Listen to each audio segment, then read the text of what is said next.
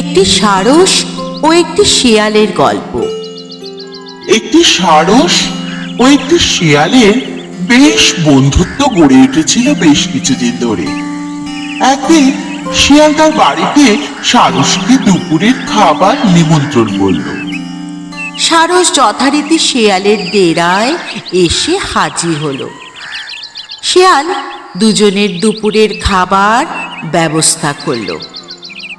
দুজনের দুটি থালা নিয়ে এলো, আর তার মধ্যে ছিল ঝোল ঝোল খাবার। শিয়াল সারসকে বলল, বন্ধু, এবার খাওয়া শুরু করো।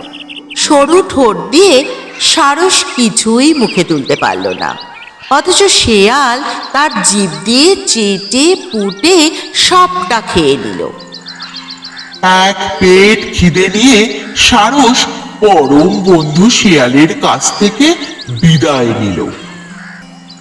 বেশ কিছুদিন যাবার পর সারস তার বন্ধু শিয়ালকে তার বাড়িতে দুপুরে খাবার নিমন্ত্রণ করলো।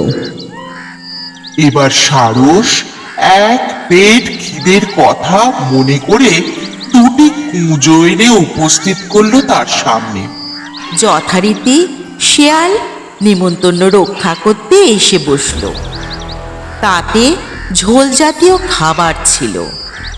সারস বন্ধুকে বলল, বসে থেকো না, চটপট এটা সদ্গতি করো। কিন্তু হায়, শিয়াল তা দেখে মাথায় হাত দিয়ে দুঃখ দুঃখ মন করে বসে রইল। কারণ ওই সরু মুখওয়ালা পাত্র থেকে খাবার খাওয়া তার পক্ষে সম্ভবই নয়। তাই অবশেষে খালি পেট নিয়ে ফিরে যাবার উদ্যোগ করলো। জিজ্ঞাসা করার কোনো মুখ তার ছিল না। এই দৃশ্য দেখে সারস মুচকি হেসে বলল, কিছু মনে করো না বন্ধু, তুমি যেমন আমাকে তোমাদের বাড়িতে ভদ্রতা দেখিয়েছিলে, আমিও তোমায় পাল্টা সেই ভদ্রতায় দেখালাম। এই গল্পটি থেকে আমরা এই শিক্ষা পাই যে অযথা কাউকে বোকা বানানো উচিত নয়।